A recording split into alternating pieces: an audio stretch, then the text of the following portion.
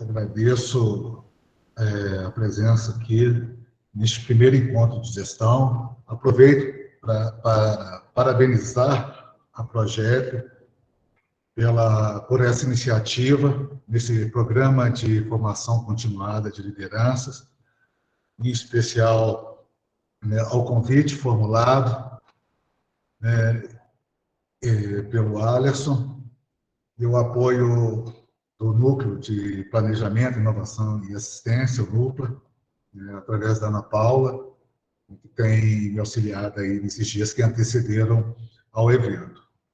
É sempre importante, né, a gente poder estar fazendo esse tipo de evento e poder estar compartilhando experiências. E, para mim, essa é o principal motivo de eu estar aqui.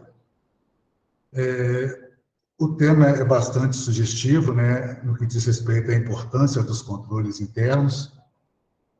E, para ilustrar isso, essa mesma semana, estamos tendo um evento que iniciou em Belo Horizonte, que é a Semana Internacional de Controle Interno 2022.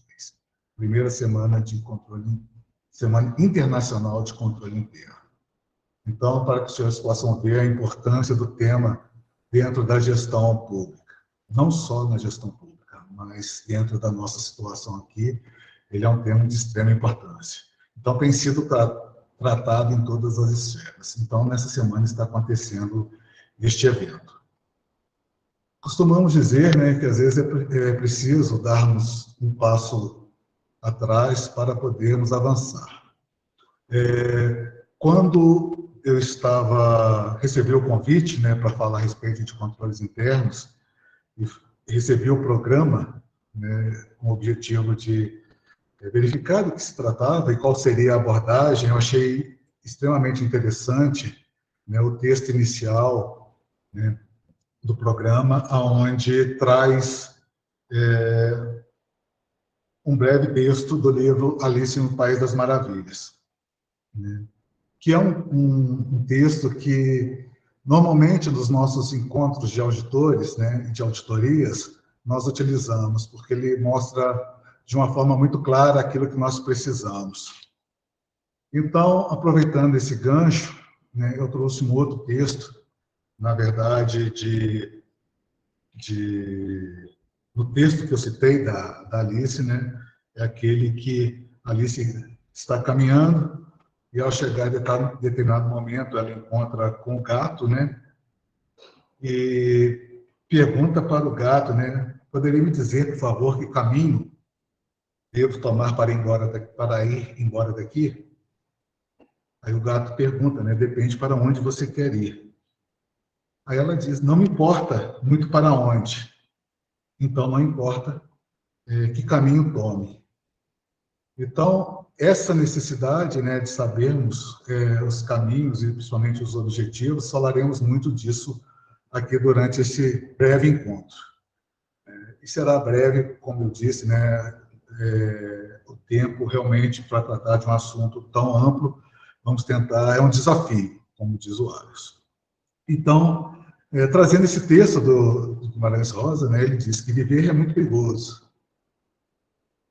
Porque aprender a viver é que é o viver mesmo. Travessia perigosa, mas é a da vida. Sertão que se alteia e abaixa. O mais difícil não é um ser bom e proceder honesto. Dificultoso mesmo é um saber definir o que quer e ter o poder de ir até o rabo da palavra. E aí a gente inicia, né, com aquilo que a gente chamou de dicas, né, dicas para entender a questão dessa importância dos controles internos. Então, seja você, Alice, ou Riobaldo, né, precisamos ter objetivos bem definidos, objetivos claramente definidos, porque são esses objetivos que vão direcionar as nossas ações. E nem sempre é uma situação muito clara, e nem sempre é uma situação muito fácil. Alguns vão reconhecer essa imagem, né? Isso aqui é uma passagem bíblica, né, que trata de Abraão e Isaque. ele é importantíssimo para o nosso contexto aqui. Então, para aqueles que não conhecem, né, Abraão, ele é mencionado como um exemplo de fé e obediência. Então, ele já era bem idoso quando ele e sua esposa Sara tiveram um filho, né, contrariando todas as possibilidades. Em determinado momento, Deus, para poder avaliar, né, realmente essa obediência, determina que Abraão pegue esse seu único filho e o leve até uma montanha e o sacrifique, né? E Abraão aceita, né, essa determinação e parte com Isaac, também numa caminhada, né? Uma caminhada assim como a de Alice e de Reobaldo. E, no meio do caminho, Isaac pergunta, né? O fogo, a lenha, elas estão aqui, mas onde está o cordeiro? Ele não sabia que ele era o cordeiro. Onde está o cordeiro para o holocausto? E Abraão responde, Deus mesmo a te prover o cordeiro para o holocausto. Então, para aqueles que conhecem a história, sabem que, chegando ao local, né, Abraão iria sacrificar o seu filho, nesse momento Deus interviu, né, e aparece um cordeiro, então, para ser sacrificado no lugar de Isaac. Então, Deus realmente proveu o cordeiro para o sacrifício. E é importante a gente ter isso, né? Essa confiança, né? De que Deus vai te prover. Mas existem outras possibilidades. E para isso a gente pega um outro pequeno fragmento, que é do livro Zadig e o Destino, de Voltaire, né? Então também conta o trecho que nós escolhemos, ele fala de uma caminhada, né? Que é o capítulo 18 do Eremita, né? E num determinado momento, o eremita, que na verdade era um anjo, né, ele diz a seguinte frase para Zadig, né? Não há acaso, tudo é prova, ou punição, ou recompensa, ou previdência. Então nós temos aqui duas situações, né? Da providência, no caso a providência divina, ou da previdência, né? Da forma que nós, das formas como nós podemos agir para nos precaver das coisas que podem acontecer. E o controle interno ele trata exatamente dessa situação. Então, com esses dois fragmentos, a gente chega naquilo que seria a nossa segunda dica, né? Que a providência divina, né, para aqueles que acreditam, não dispensa a previdência humana. Então, é dentro disso que a gente vai continuar na nossa caminhada. E falando em caminhada, né, há um fato novo, né, e a gente precisa pegar novamente um fragmento de um texto, né, porque nesse caminho, no meio do caminho, tinha uma pedra. E aí nós precisamos avaliar, né? Seria muito tranquilo e muito fácil, né, se a nossa caminhada fosse livre de qualquer tipo de empecilho. Mas, na verdade, não é o que acontece. Nós sabemos que, ao propormos qualquer tipo de objetivo, dificuldades serão encontradas. E nós precisamos estar prontos para tratar essas dificuldades. E aí, faz-se necessário que nós definamos, né, aquilo que é controle interno. E essa definição nós trazemos do próprio Tribunal de Contas da União. Eu tentei fragmentá-lo para que ficasse mais fácil, né, o entendimento, até porque, apesar de ser um conceito relativamente pequeno, ele traz uma série de informações que a gente precisa tê-las para que possamos realmente tratar dos controles internos.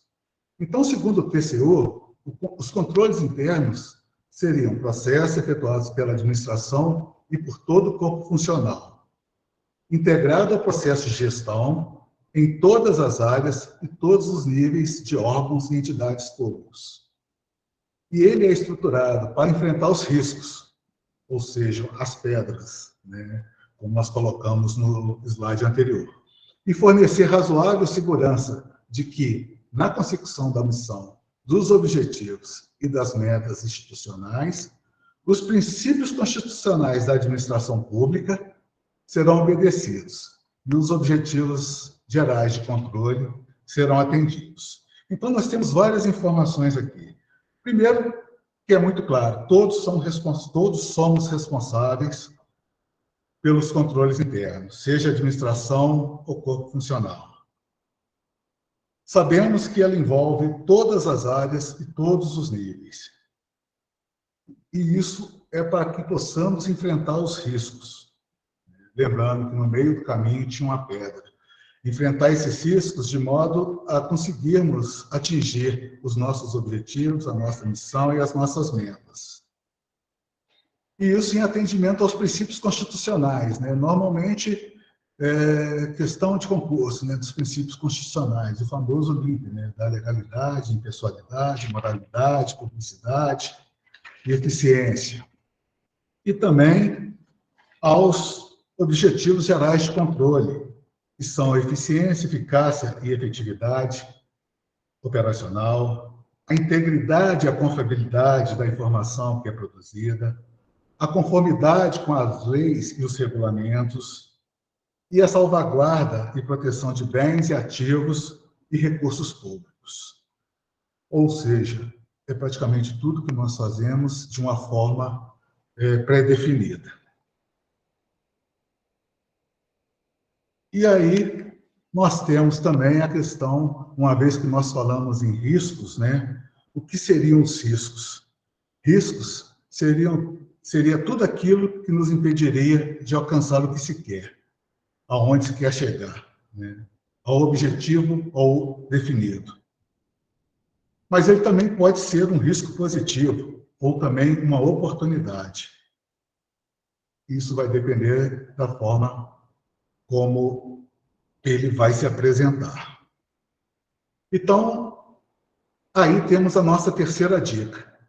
Seja você gestor ou servidor, você também é responsável pelos riscos. E é importante a gente entender que o risco tem total relação com o objeto. Por isso que nós usamos aquela figura, né? De estarmos caminhando, de termos um objeto definido e de termos dificuldades que se apresentam, que seriam esses riscos.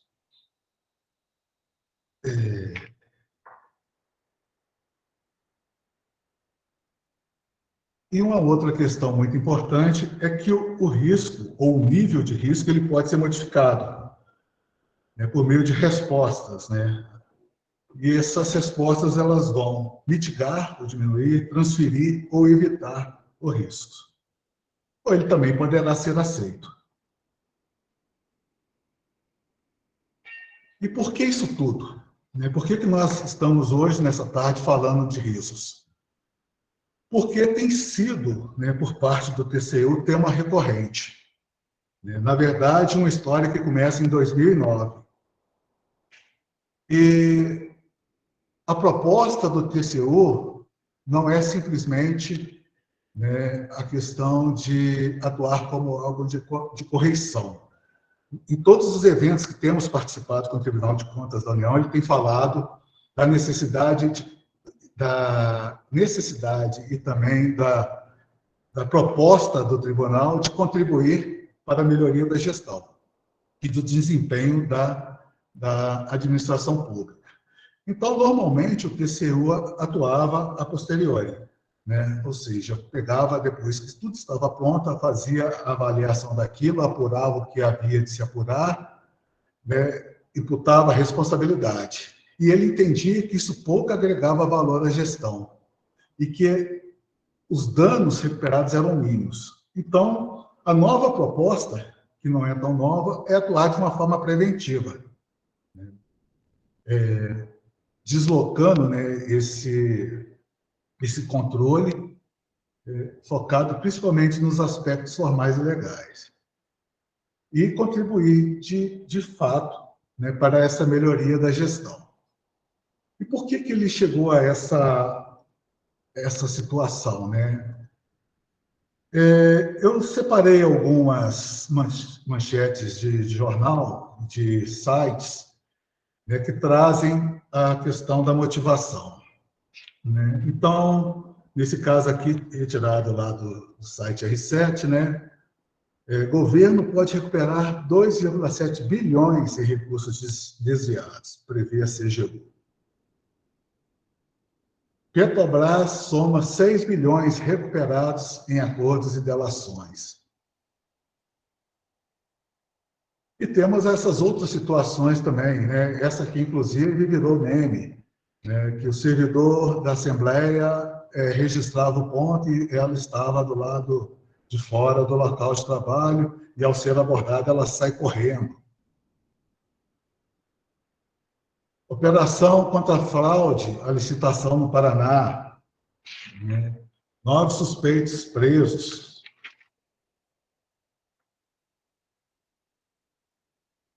E o que eles fazem questão de deixar sempre muito claro é que essa ideia desse aprimoramento dos controles, os próprios controles, eles são, na verdade, já fazem parte, né, da nossa legislação há um longo tempo.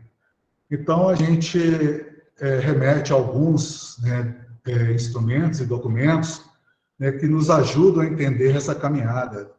Então, desde a Lei 4.320 de 64, né, em seu artigo 75, passando pelo Decreto-Lei 200, pela Constituição Federal de 88, pela Lei Complementar 101, pelo Decreto 3591, que trata do Sistema de Controle Interno e institui as auditorias internas, até chegarmos na IN Conjunta número 1 de 2016, que foi um marco dentro dessa temática. E aí a gente vê, né, dentro do plano estratégico do Tribunal de Contas da União, mais precisamente do plano estratégico referente a 2019 a 2025, que sofreu uma revisão, e nessa revisão ele traz os mesmos conceitos que estão na Instrução Normativa número 1.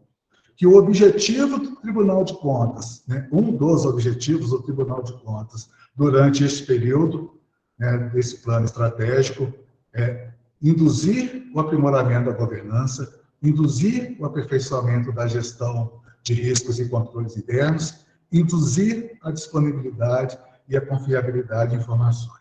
E aí a gente vê, inclusive, alguns termos, né, diferentes, né? Ele poderia ter colocado aqui avaliar, fiscalizar, né? E, na verdade, o que está sendo utilizado é induzir. Alguns usam um outro termo, que é sensibilizar.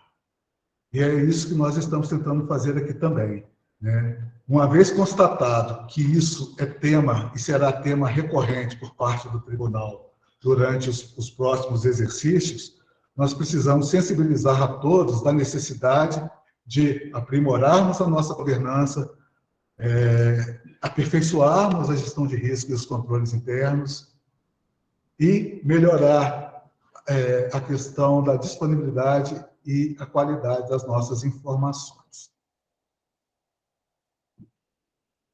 Isso também tem uma razão, né?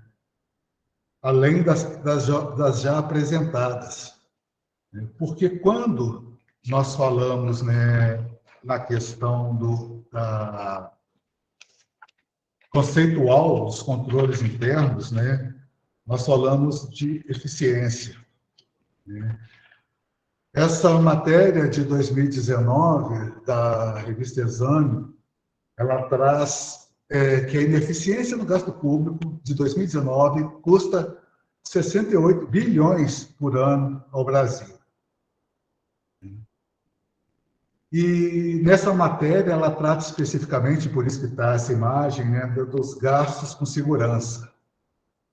Então, ela faz uma análise onde é constatado, na verdade, que nós gastamos, né, uma média muito parecida com os países, né, com a maioria dos países, quando fazemos essa média em relação ao PIB, mas que, na verdade, não temos os mesmos efeitos, ou seja, gastamos muito e temos poucos resultados. Isso na avaliação lá, né, que foi feito no artigo. Então, esse é um outro motivador, né? Precisamos melhorar a questão, né? Gastar menos e melhor.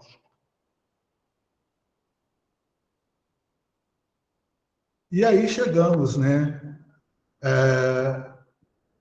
A questão das próprias atividades de controle propriamente ditas, né?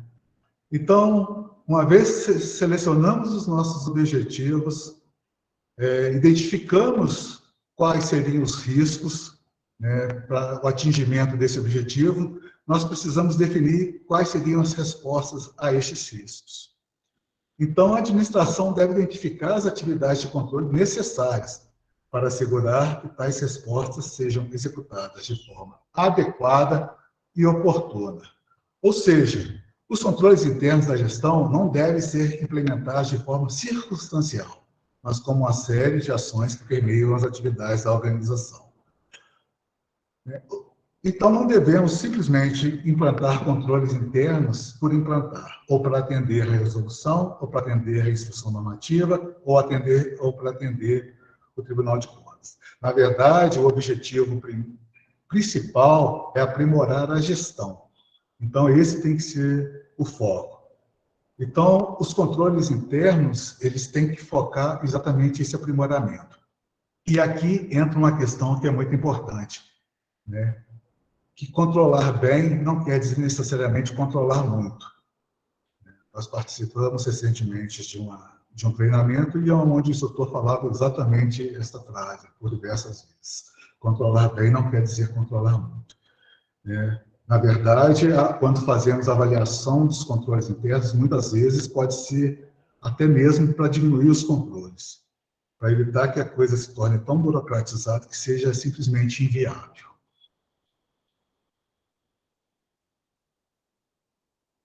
E aí a gente traz um outro exemplo também, que foi conhecido provavelmente pela grande maioria dos que estão aqui participando, né, que foi exatamente a questão, né, da implantação dos controles, onde uma médica ela acabou sendo presa por fraude no ponto eletrônico, né? Então, na verdade, eram 11 médicos e 20 enfermeiros participantes de um esquema. E aí a gente retorna ao que foi dito anteriormente, né?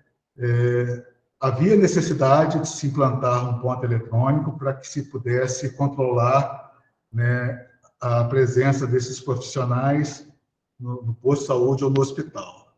Criar um ponto eletrônico. Mas isso não foi o suficiente, e aqui não se trata, né, nem mais de controle, né, é fraude mesmo, é conluio, mas o controle não teve a efetividade que se esperava, né? Porque mesmo com ele tendo sido implementado, né, 20 enfermeiros e 11 médicos não estavam trabalhando em seus plantões, né? Então, ele não atendeu totalmente aquilo que ele se destinava. Então, com isso, a gente chega à nossa quarta dica, né? Controle interno é a medida que, efetivamente adotada, modificará o risco. Então, o risco é inevitável, sabemos disso. Não, a única forma de termos risco zero é simplesmente não fazermos nada. A partir do momento que nós escolhemos fazer alguma coisa, os riscos são inevitáveis. Mas nós podemos trabalhar esses riscos com as medidas de controle. Então, o controle interno irá modificar os riscos. E aqui a gente chega, é possível, né, fazermos algumas definições, né? Ou seja, os objetivos e riscos são a razão de ser do controle interno. E aqui é necessário a gente também fazer uma observação, né? Porque às vezes nós adotamos essa questão do controle interno, essa terminologia de controle interno, e na verdade existem muitas confusões, né? Então, existe controle interno, existe sistema de controle interno, existe auditoria interna, que são coisas distintas. Então, esse controle interno que nós estamos falando são essas medidas implementadas pela gestão e por toda a gestão para poder controlar os riscos. O sistema de controle interno é aquele previsto na Constituição, né? E a auditoria interna é a responsável por fazer avaliações e consultorias. Então, nós temos, né, esses objetivos e riscos, né, como a razão de ser do controle interno. Então, se nós olharmos bem para este slide, a gente verifica que nós estamos seguindo exatamente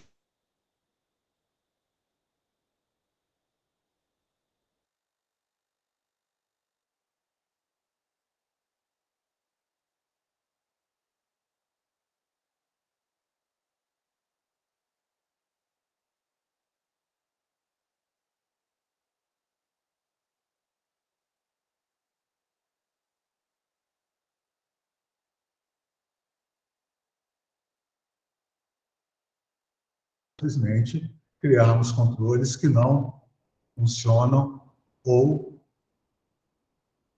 simplesmente para...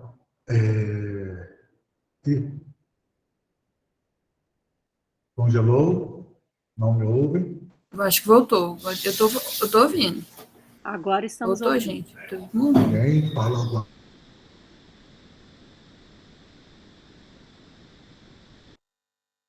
Caiu de novo, né?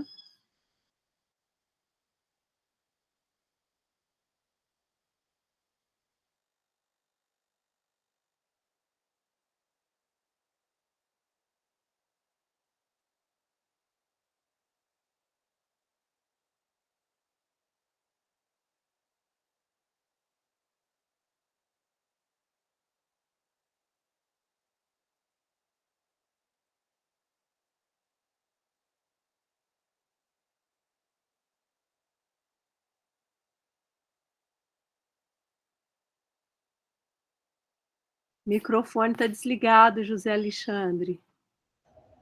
Agora está ligado. Muito obrigado. Estão me ouvindo? Sim. Tá bom, obrigado, Ivana. Então, retornando, né?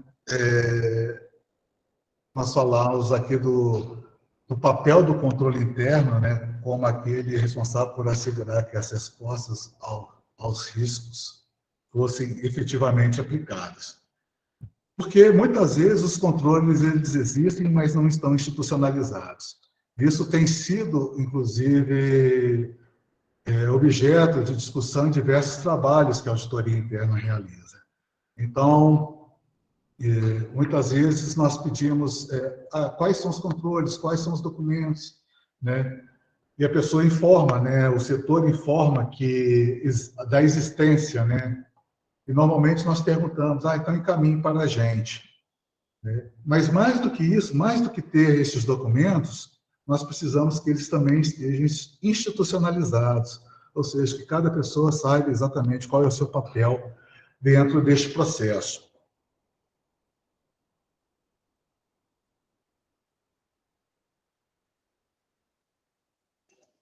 E aí nós chegamos à nossa quinta dica, né?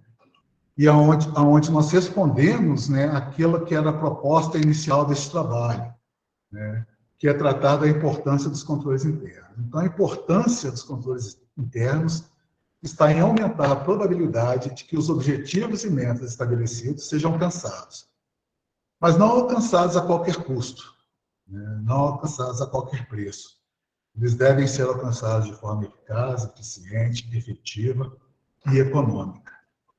Então, por isso que eu disse, a questão, quando nós falamos em controles internos, outro termo que sempre se refere a ele é a questão de custo-benefício. Ou seja, vamos instituir tantos custos, tantos controles, e eles serão tão caros que acaba inviabilizando o próprio negócio.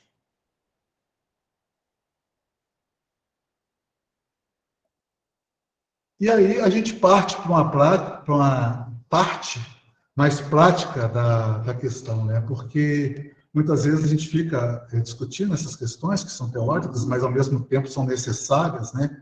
Para conhecermos como cada terminologia ela é empregada dentro esse contexto de controles internos e externos, né, de CGU, de TCU, e muitas vezes, né, os termos são usados, né, de formas diferentes nas diversas áreas, e aqui temos pessoas de diversas áreas, mas agora a gente chega no momento que a gente precisa, né, verificar como isso acontece na prática, né, que é talvez o grande objetivo, né?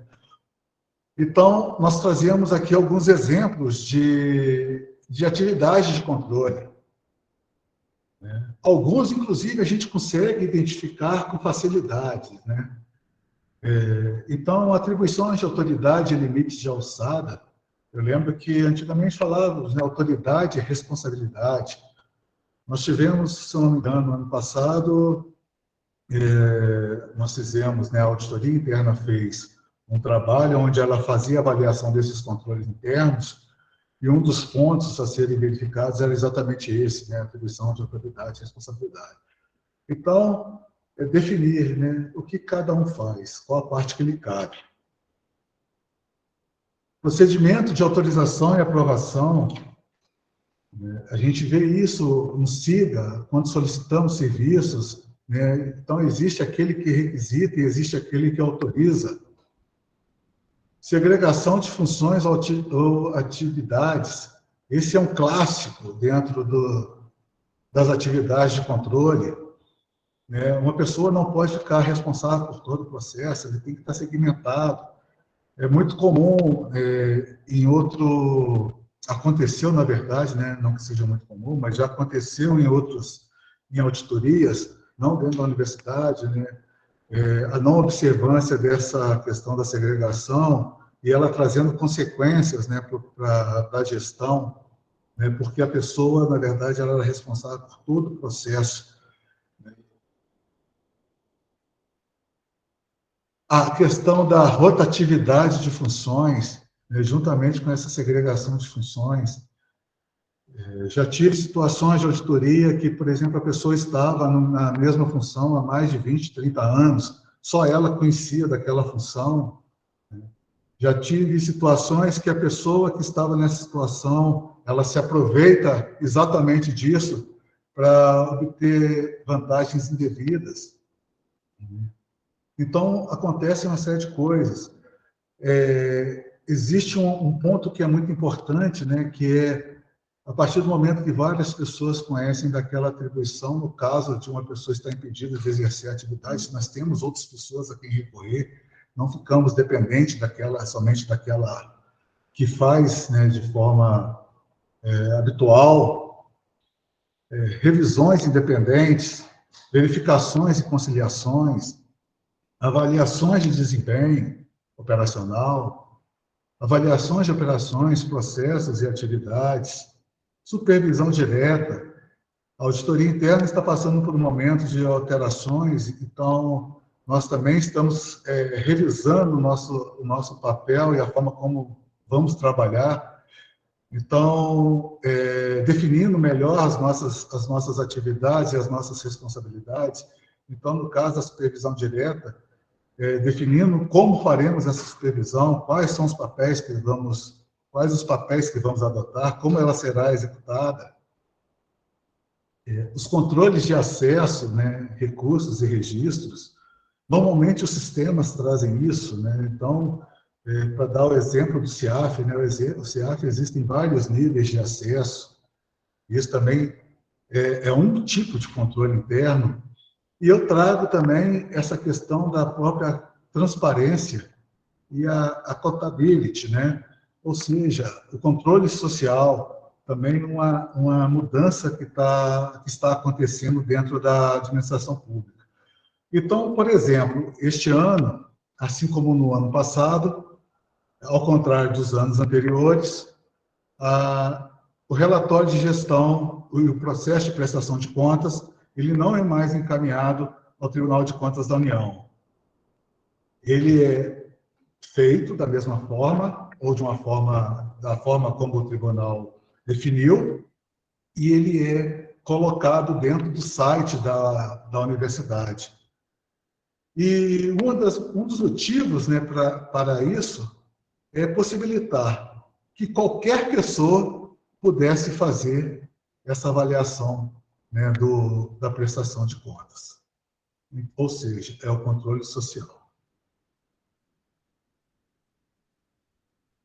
E passando a seguir, né, nós temos algumas dicas, né, importantes a respeito desses controles. Porque, como eu disse anteriormente, né, mais do que controlar, nós precisamos controlar bem. E temos que ter sempre em mente que esses controles internos eles estão ligados com a questão de custo-benefício. Então, os controles devem ser úteis, práticos, econômicos, padronizáveis, monitoráveis, otimizados, confiáveis e formais. Então, eu dava o exemplo aqui da questão da supervisão das atividades de avaliação dentro da auditoria. Então, com uma planilha de Excel, nós conseguimos abordar vários desses pontos, né? Ele é útil porque ele permite avaliar o trabalho que está sendo feito e melhorar aquilo que nós não conseguimos ainda fazer da melhor forma possível. Ele é prático porque é uma tabela simples, econômico porque utiliza um sistema que nós já dominamos. Ele é padronizável, ou seja, todas as atividades que nós formos executar, utilizaremos a mesma planilha. Ele é possível de ser monitorado, né, porque ele faz parte de um processo. Ele é confiável porque ele se baseia em documentos e ele é formal porque é uma planilha. E essa questão de ser otimizado, né, também cabe uma avaliação. Então, como não necessariamente eles têm que ter todos essas dicas, né? Mas eles têm que ter essa ideia, né, que está por trás desses termos. E aqui, normalmente, quando a auditoria participa de algum evento, sempre há essa pergunta, né? E qual que é o papel da auditoria interna? Então, a norma, né, e a auditoria interna, ela sempre se baseia nas normas existentes. Então, as normas que nós temos hoje, ela diz que os órgãos, unidades de controle interno ou externo, CZU, TCU e a auditoria interna, no caso aqui a Audim, da UFJF, não são e não devem ser responsáveis pelos controles administrativos. Ou seja, nós vimos que esses controles é da gestão. Suas responsabilidades restringem-se a avaliar a adequação e eficácia do controle interno, estabelecido, implantado e mantido pela administração, bem como realizar auditorias sobre a sua gestão. Então, é o que eu disse, a auditoria faz avaliações e faz consultorias. A auditoria não faz controles internos administrativos, mas ela faz controles internos de seus processos também. Então, nós estávamos, inclusive, no ano passado, trabalhando neste aspecto. Precisamos ter os nossos controles. Então, quando nós criamos essa planilha de supervisão, nós, na verdade, criamos um controle para as atividades de avaliação. E como essa, nós temos outras. E a gestão de riscos, porque falamos, né, a norma fala de governança, gestão de riscos e controles internos. Então, é preciso compreender o todo, né?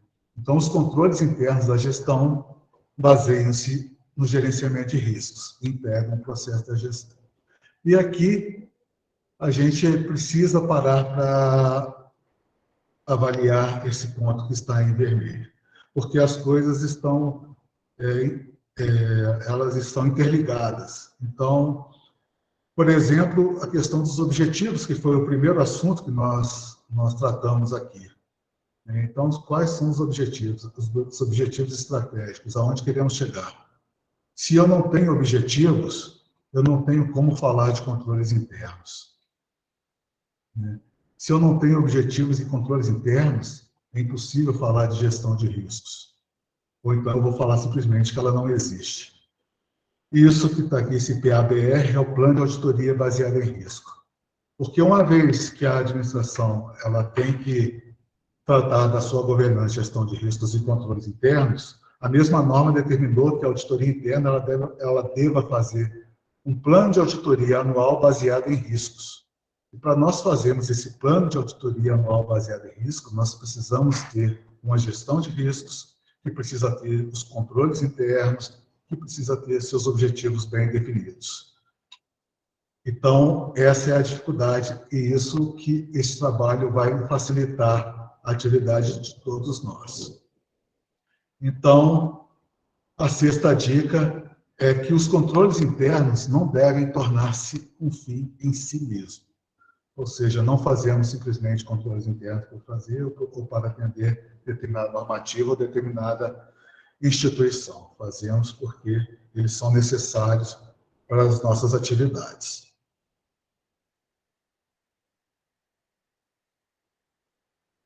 Então, agora, a gente faz um breve resumo, né, daquilo que nós já tratamos até agora, que são essas 6 dicas, né, que a gente vem pontuando. Então, a primeira dica, tenha objetivos bem definidos. Tenha objetivos bem definidos. A segunda dica, lembre-se que a providência divina não dispensa a previdência humana. Ou seja, acreditar simplesmente que tudo vai dar certo não é o suficiente. Precisamos agir de forma incisiva em cima dos nossos processos. Terceira dica, seja você gestor ou servidor, em qualquer nível, você também é responsável pelos riscos. Quarta dica, saiba que o controle interno é a medida que, efetivamente adotada, modificará o risco. Ou seja, uma vez que o risco é inevitável, precisamos adotar medidas para modificar e tornar esses riscos minimamente aceitáveis. A quinta dica, a importância dos controles internos está em aumentar a probabilidade de que os objetivos e as metas estabelecidas sejam alcançadas de forma eficaz, eficiente, efetiva, econômica e, como me lembraram hoje cedo, de forma sustentável também. E, por fim, a sexta dica, os controles internos não devem tornar-se um fim em si mesmo.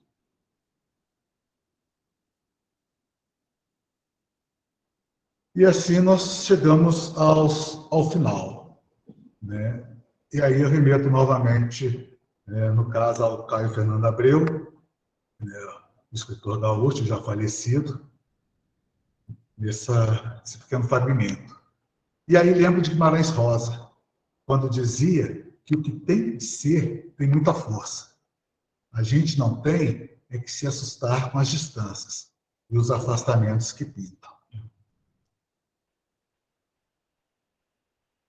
Então, essa era a minha apresentação e eu gostaria de, novamente, agradecer a todos. Estou à disposição para perguntas, dúvidas, comentários, sugestões ou qualquer coisa nesse sentido. Sabendo que as dificuldades são muitas, mas elas são necessárias, né? E com muito esforço nós iremos conseguir chegar realmente aos nossos objetivos. Muito obrigado.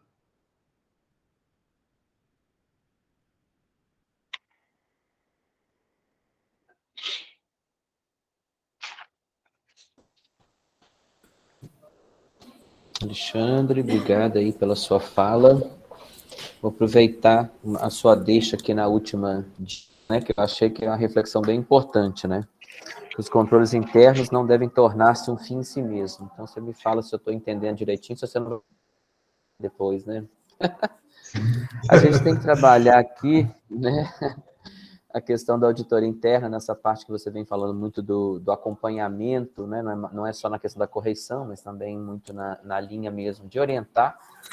E se o controle interno não é um fim em si mesmo, ou seja, não tem que me pautar o tempo todo o meu trabalho com medo, ou simplesmente ficar, enfim, em função de atender ao órgão de controle, mas é a gente trabalhar, fazer com que o controle interno esteja permeado em todas as minhas ações, né? Para que com ética, com responsabilidade, compromisso, aí sim é que a gente vai ter, já dentro do nosso processo todo de trabalho, um controle. Quando eu faço a mensuração de riscos, quando eu faço essa avaliação, as probabilidades, mitigo riscos, e isso virar uma prática recorrente dentro das instituições, é claro que os órgãos de controle ficarão muito mais esvaziados das suas funções se a gente passa a trabalhar dentro dessa rotina, né? Eu acho que foi essa interpretação minha, ver se está correto isso. Corretíssima, né? E, na verdade, a própria auditoria interna, no caso, né, a auditoria interna da Universidade Federal de Juiz de Fora, porque muita gente ainda não sabe disso, né? Nós somos parte dessa instituição, né? Para usar uma terminologia que nós vestimos, né, a mesma camisa, e nós queremos também contribuir, né, para o aprimoramento destes processos. Esse é o nosso objetivo. Nós estamos, nos últimos 2 anos, fazendo reflexões e mudanças profundas no nosso trabalho, justamente para que nós possamos também atingir a isso que tem sido as diretrizes tanto do TCU quanto do CGU. Ou seja, como podemos contribuir para a melhoria dos processos, para a melhoria da gestão, né? Então, nós estamos revendo, né, a nossa forma de trabalho, os nossos procedimentos, né, justamente para tentarmos alcançar isso. E estamos iniciando, né, iniciamos neste mês de maio as nossas atividades de avaliação, né, que são as conhecidas como auditorias, né, mas nós tratamos como avaliação, porque a auditoria interna faz avaliação em consultoria. Então, a gente já pretende justamente trabalhar nessa questão, inclusive avaliando os processos de controle interno.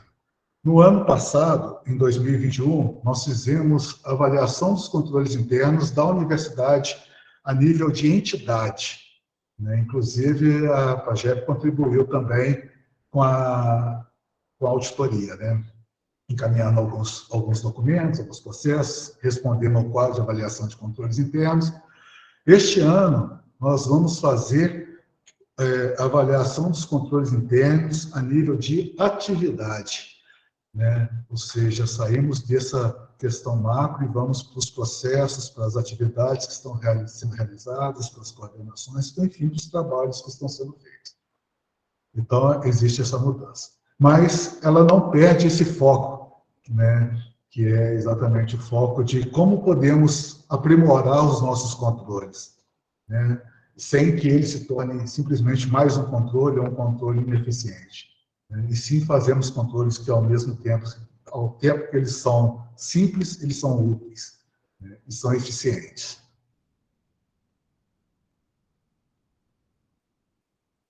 Alexandre, tem uma pergunta no chat? Desculpa, Alisson, tem uma perguntinha no chat. Pode ir. É isso, pode ir. Gostaria de perguntar se você tem alguma sugestão para a nossa atuação, planejar e criar controle sobre os trabalhos em um cenário com tantas ferramentas diferentes, sistemas, meios de comunicação e etc. Eu poderia repetir de uma forma mais devagar, por favor? Ô, Alisson, você lê aí que eu estou aqui na Projeto e tem gente falando. Fica difícil. É verdade, deixa eu fazer essa mediação que eu estou na sala aqui, fica mais fácil. Olha só, a Flávia perguntou assim, gostaria de perguntar se você tem alguma sugestão para a nossa atuação, planejar e criar controle sobre os trabalhos em um cenário com tantas ferramentas diferentes, sistemas, meios de comunicação. Então, assim, uma sugestão mesmo de como a gente inserir mesmo, né? Que tipo de ferramenta, que tipo de atuação podemos ter sobre os nossos trabalhos, né? Que contemple o controle interno. Quando a gente estava aqui aguardando, né, o início da atividade, né, eu reconheci algumas pessoas aqui, né, alguns eu já tinha até cumprimentado, né, alguns entraram depois, mas, por exemplo, o escritório de processo também estava presente, alguns membros do escritório de processo. Eu acho que todo caminho começa por conhecer o próprio processo. Se nós não conhecemos o nosso processo, né, nós teremos grandes dificuldades. E por isso que eu citei o escritório de processo. Então, a gente fala de objetivos, né, o tempo todo, né? Quais são os nossos objetivos? Para que a gente existe? Né? E aonde a gente pretende chegar? Então, as coisas não são feitas, né? Ela fala de cenário de tantas ferramentas diferentes, né? Existem várias escolhas que precisam ser feitas aqui neste momento. Então, eu vou dar um exemplo bastante prático, porque talvez fique mais fácil o entendimento. A auditoria interna este ano, na sua primeira atividade deste ano, uma das primeiras, né, uma atividade que aconteceu no primeiro trimestre, foi a sua autoavaliação. Ou seja, né, nós tínhamos, por exemplo, a impressão, exatamente essa mesma impressão, né, que nós tínhamos muitas ferramentas, muita coisa acontecendo ao mesmo tempo, mas não sabíamos exatamente como isso tudo se encaixava.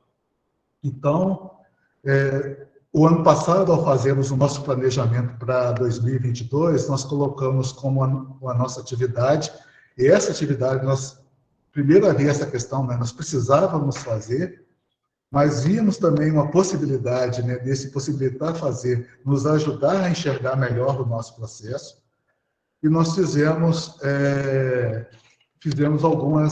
essa autoavaliação. E essa autoavaliação gerou uma série de recomendações para nós mesmos, né? Ou seja, nós estamos fazendo recomendações para nós mesmos. E ela permitiu que a gente fizesse essa verificação de onde nós queremos chegar e quais são os caminhos que nós devemos trilhar para poder chegar aí dentro. Então, eu acho que necessita, né, primeiro, de uma autoavaliação, né, e segundo, de uma melhor definição daquilo que é a nossa atribuição e daquilo que são os objetos que nós buscamos alcançar. A Flávia, agora eu gostaria de saber, a Flávia é de onde? De qual setor? Flávia, você pode responder aqui para a gente?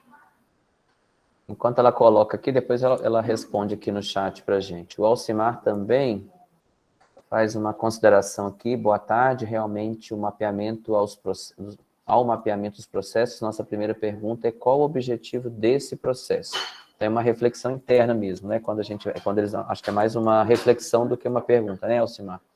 Que quando você vai mapear os processos, na verdade, você tem que perguntar primeiro qual o objetivo do processo, né? Se a gente tem um objetivo, você vai mapeá-lo, né? É o que estamos buscando, né, com isso aqui. Porque pode ser que tenha um processo que não tenha, né, uma finalidade... As pessoas fazem porque fazem, né? Ou fazem porque sempre foi feito. É muito comum, né, a gente escutar essa situação. Então, é por isso que eu falo que pede uma reflexão realmente, né?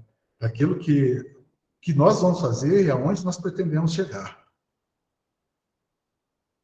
Isso, e uma parte importante a Flávia é do setor de comunicação e cultura e eventos, ela é do campus avançado, de Governador Valadares. Setor de comunicação, cultura e eventos. Entendeu? Entendi. Falhou aí? Você me ouviu? Sim, ouvi. Estou ouvindo. Inclusive, Flávia, se por acaso quiser depois conversar a respeito disso também, a gente continua à disposição, né? Deixei os meus dados aí, né, para que a gente possa, né, agora sabendo de onde você está falando, né, de qual atividade que você executa, né, a gente poder também, às vezes, dar algum tipo de sugestão, né, mas passa muito pelo próprio conhecimento mesmo. Vou fazer uma pergunta aqui que é complementar. A equipe do Núcleo formulou aqui 2 perguntas, mas como eles estão no salão da Progep, aí tem muita gente lá, agora está presencial todo mundo, fica difícil de falar. Mas olha aqui, Alexandre, importante destacar na sua fala de que a CGU e o TCU vêm trabalhando mais na orientação do que na correção. Aí acho que até em complementar, acho que o que a Flávia traz, se você tem como indicar algum manual, site, que tem algum curso, diretrizes, para que o servidor possa buscar a correta atuação em sua unidade de trabalho, onde que a gente pode buscar assim, mais informações sobre os controles internos, por exemplo, no site TCU, CGU, se tem algum manual, alguma normativa que pudesse indicar, porque eu acho que, de repente, para a gente também facilita, né? E vai também, acho que, complementando o que a Flávia nos solicitou. A gente, né, dentro daquilo que a gente falou inicialmente, né, tudo que a gente faz dentro da administração pública, a gente faz motivados, né? Ou seja, existe sempre uma norma, existe sempre alguma coisa que nos obriga a fazer. E nesse caso não é diferente. Então, existem materiais, né, que dizem respeito a este assunto, e eu posso, inclusive, disponibilizar ele, posso mandar para você, Alisson, por e-mail, né, esse seria o material, né, inclusive alguns manuais que são muito interessantes. Né. Quando eu trouxe aquele primeiro slide falando a respeito do evento que está acontecendo em Belo Horizonte, que já é um evento, né, para tratar exatamente dessa questão de controle interno, eu quis mostrar duas coisas. Primeiro, que o nosso tema era importante. E segundo, que ele não era tão simples para que a gente pudesse falar nesse tempo, né? Porque uma coisa vai levando a outra, né? Então, são vários temas que estão interligados. Mas a própria... eu acho que a escola virtual também, a escola virtual de governo também, o EBG, né? Ela traz algumas coisas. A CGU costuma fazer alguns treinamentos também, só que a CGU faz mais específico para as auditorias internas. O TCU tem a escola de governo dela, agora também a CCD, né? Então, eu posso também separar um material e posso mandar esse material aí, não tem problema algum. Até porque esse material é material de trabalho da auditoria interna. E, como eu disse, a auditoria interna trabalha exatamente nesse tripé de governança, gestão de riscos e controles internos. Mas é bom saber que o tema também, ele suscitou aí interesse, né? Isso aí é importantíssimo. Porque a gente entende que a gente só vai conseguir, né, vencer essa fase com capacitação, né? Então, a gente precisa conhecer realmente, conhecer com profundidade.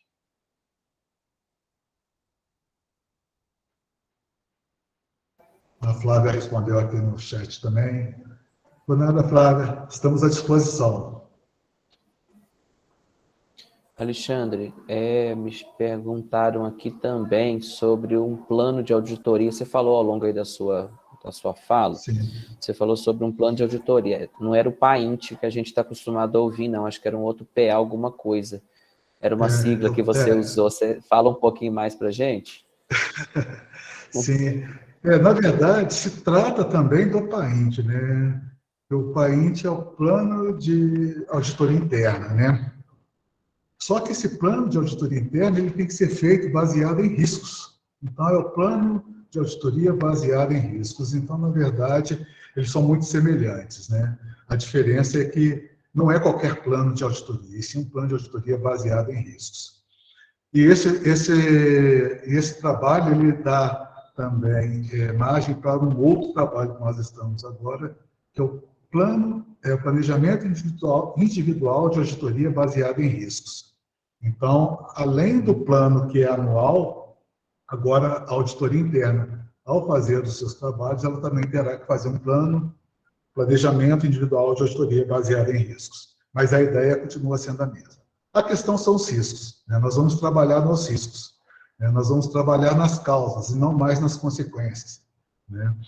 Então, por exemplo, num exemplo muito simplório aqui, né, o que nós queremos, no final das contas, é não falar mais, por exemplo, que, até porque isso agora, com a adoção do SEI, né, praticamente não vai acontecer, então talvez seja até um bom exemplo.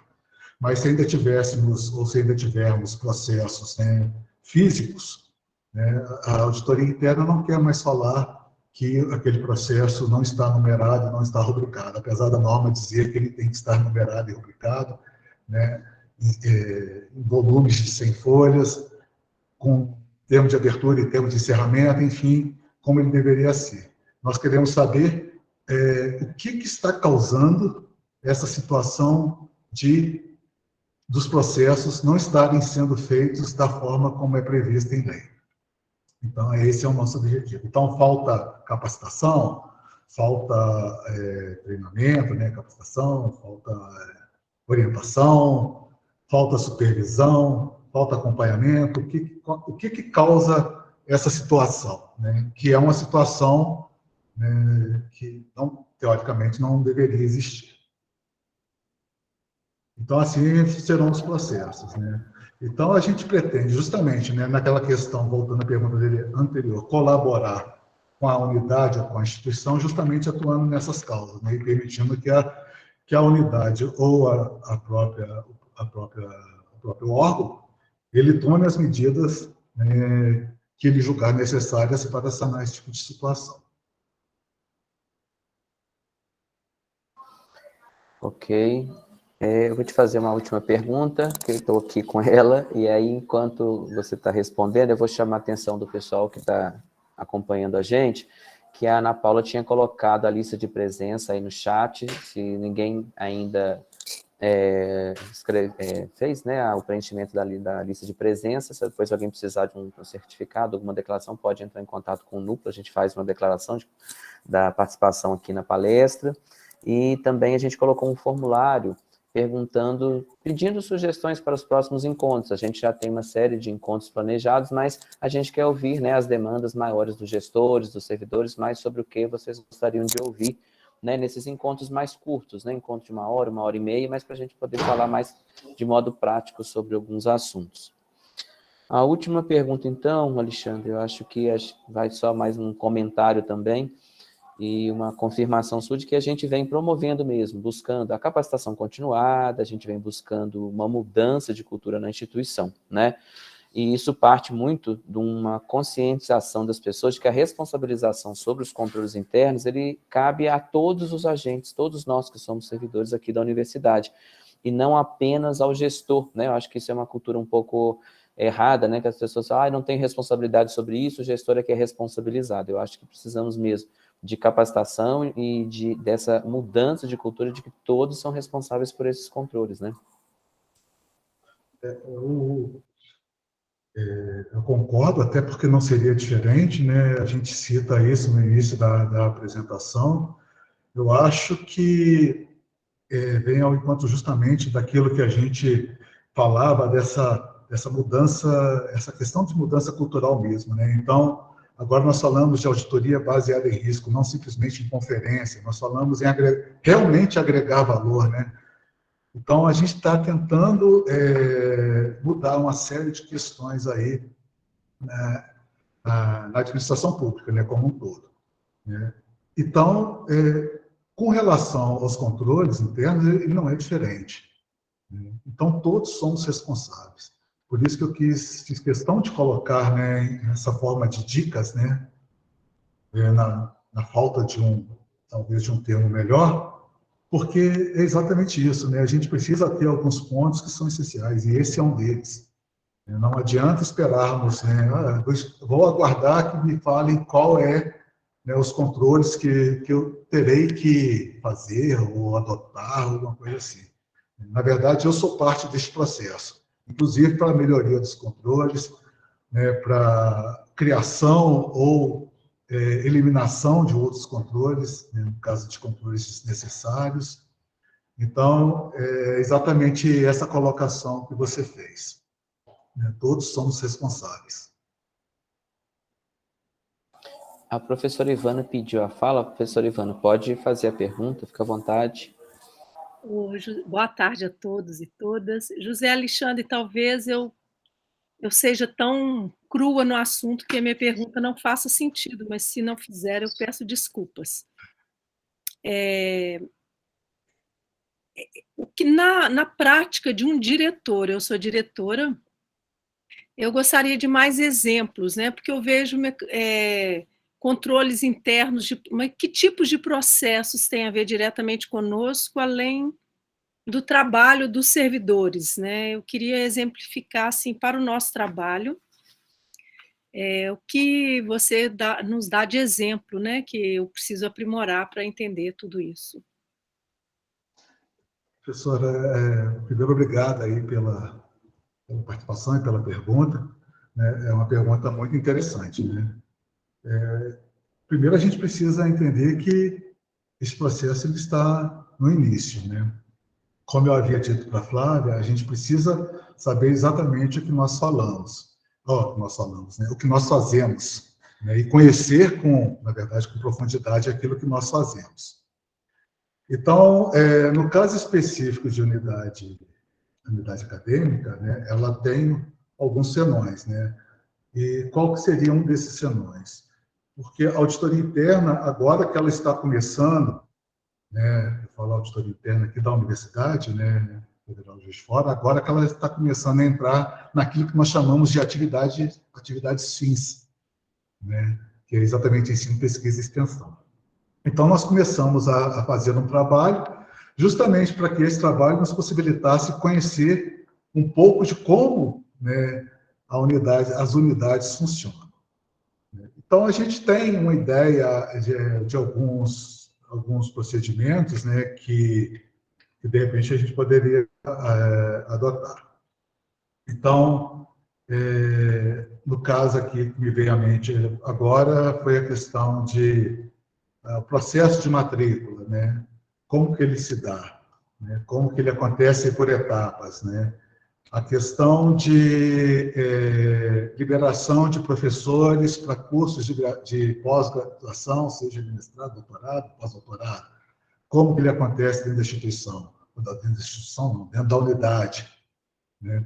Então, na verdade, a gente precisa colocar no papel, né, saber exatamente o que nós fazemos, né, dentro da...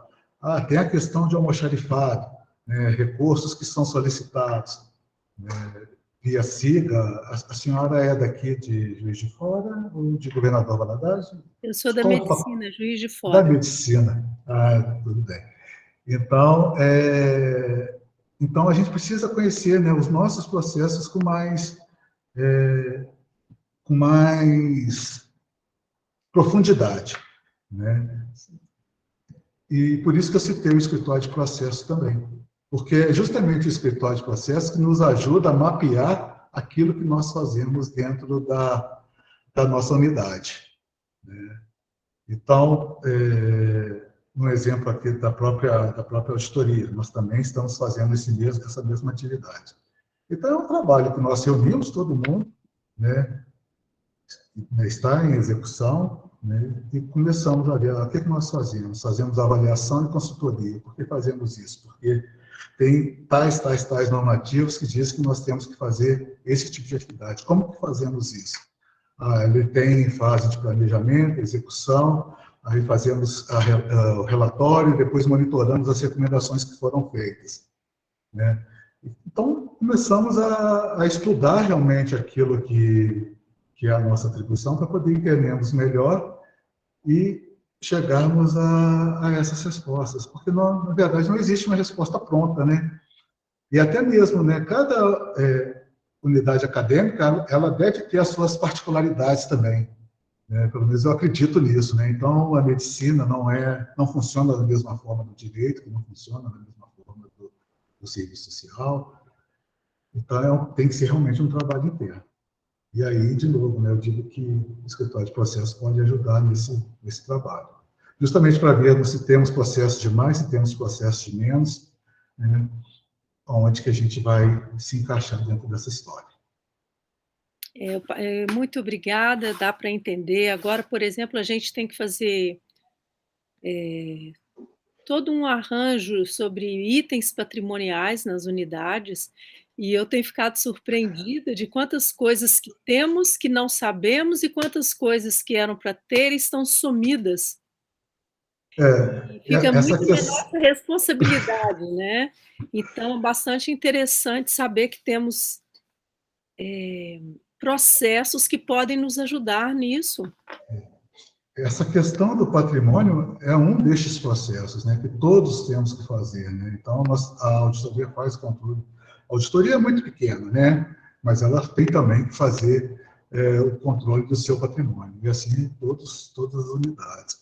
O exemplo foi muito interessante, né? Porque é fruto também de um trabalho feito pela própria auditoria, né? Que exatamente foi um trabalho voltado para essa questão patrimonial. A gente fizemos um trabalho há uns 2 anos atrás, onde a gente observou e recomendou que se fizesse essa atividade. Então, eu fico pessoalmente satisfeito em saber que essa recomendação, de certa forma, está sendo atendida pela unidade acadêmica.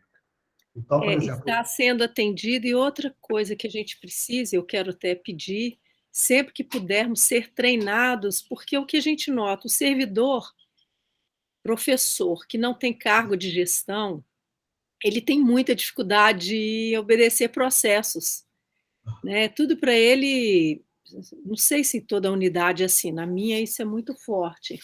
Então, a gente precisa mesmo desses treinamentos que nos oferecem conhecimentos para que a gente facilite até o outro que não está tão envolvido a aprender, a entender e a fazer da forma correta.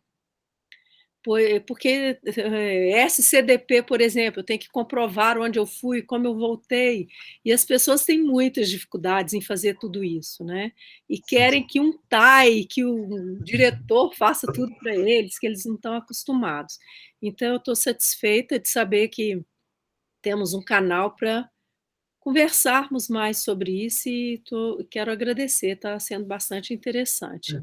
Eu acho bastante interessante, né? A senhora citou um outro processo, então já citamos alguns, né? A questão de patrimônio, a questão, nós falamos de matrícula, porque eu pensava mais em atividade fim, agora a senhora citou a questão do sistema de controle de áreas e passagens. Este talvez tenha sido, eu sempre cito ele para mim como um exemplo muito interessante, né? Porque até um tempo atrás, quando eu entrei na universidade em 2009, né? 2009, ratifico a informação. Como é que é? Quase. Travou de novo. 2000. Então, estão me ouvindo? Ele só tinha confirmado que você entrou em 2009 mesmo, que ele lembra. Isso. Pois é. Então, as requisições de passagem diárias eram todas feitas pelo SIGA, né? E passou um tempo, houve a criação do sistema de controle de áreas e passagens, e, num determinado momento, falaram o seguinte: a partir de agora, somente por meio do SCDP, né? Através de processos de concessão de áreas de passagens. E houve um grande movimento, né, no sentido de capacitar, né, as pessoas neste processo, de tal forma que todo mundo passou a fazer, ou pelo menos a grande maioria passou a fazer, né, a utilização desse sistema sem grandes dificuldades. Então, eu falo que, para mim, foi assim, né, um case de sucesso, né? O SCDP, para mim, foi um case de sucesso, porque só poderia fazer através dessa ferramenta e todos passaram a fazer por meio dele. É 100%? Não. Funciona exatamente como deveria ser? Não. Tem dificuldades? Tem. Mas a gente utiliza, né? Então, as pessoas continuam participando dos eventos que necessitam participar justamente porque se adequaram a essa situação. Então, as outras coisas não são diferentes. Então, a gente fala de patrimônio, a gente precisa discutir essa questão do patrimônio. De repente, capacitar as pessoas para que elas atuem nessa questão de patrimônio. Unificar entendimentos. A gente fala muito isso aqui na auditoria interna. Então, fazemos reuniões aqui justamente para unificar entendimentos e todo mundo atuar de uma mesma forma. A gente hoje comentava mais cedo, né, a questão da própria continuidade dos trabalhos, né? Então, existem muitas mudanças, muitas vezes, até por essa questão, né, de funções, né? Então, daqui a pouco tem eleição de novo, e muda diretor, e muda coordenador, mas a rotina ela tem que ser mantida, né, de tal forma que a pessoa que chega naquele determinado departamento, ela conhece o que precisa ser feito. A gente não pode estar sempre começando do zero, né? A gente, na verdade, tem que ir avançando, melhorando, sabendo que muitas vezes nós teremos também que recuar. Muito obrigada. Por nada. E continua à disposição, professor. Caso necessite. Importante destacar também aqui que a universidade vem melhorando também os seus processos de desenvolvimento de pessoas, de capacitação, né, por conta do PDP, foi instituído em 2019, então a gente tem feito todo esse mapeamento, essa previsão, esse planejamento das capacitações e qualificações para o ano seguinte, e já em 2021 a gente elaborou todo um catálogo a partir das demandas institucionais, com a consulta do PDP. Foi a partir do plano de 2020 que a gente conseguiu elaborar todo o programa de formação continuada de lideranças. Então, a proposta é a gente sempre divulgar. A gente já divulgou esse ano um catálogo de capacitações também em que a gente divulga boa parte de cursos que são oferecidos pela ENAP, que é a Escola Nacional, né, de Administração Pública, que traz muitos treinamentos que podem ser feitos de modo assíncrona ou assíncrona, e a Projeto também vem trabalhando especificamente numa linha de capacitação para servidores e uma linha de capacitação para gestores. Então, além do programa de formação que conta com essas capacitações que a gente vem realizando, tem ainda o encontro de gestão, que é uma forma da gente fazer encontros mensais sobre temas de relevância para os nossos processos de trabalho, e a Projeto está em construção também, já bem adiantado, o repositório de gestão, que foi uma das demandas que os diretores e gestores apresentaram para a gente quando a gente fez o grupo focal. Então, a gente pediu a todas as pró-reitorias, as diretorias, que preparassem materiais. A gente está com a proposta de gravar pequenos vídeos falando sobre RAG, sobre as competências de chefe de departamento, coordenador, diretor. Então, isso está já em fase de estudo e de planejamento, e a gente vai disponibilizar da Projeto todo esse material, que é justamente para servir de consulta, né, para os gestores da universidade. Então, é um processo mesmo que continuou, que iniciou no ano passado, mas que ele se pretende mesmo de forma continuada, e a gente vai fazer divulgação quanto mais a gente investir mesmo nesse processo de capacitação, de treinamento, para a gente ser cada vez mais eficiente e eficaz. Então, fiz aqui o meu merchan. Se ninguém tiver mais nenhuma pergunta, eu agradeço a presença de todos. Alexandre, te agradeço. Se você quiser encerrar aí. Tem questão aqui no chat, apareceu de última hora, então. Peraí, deixa eu ver isso aqui. Na verdade, duas questões. O William aqui, peraí. Problema identificado.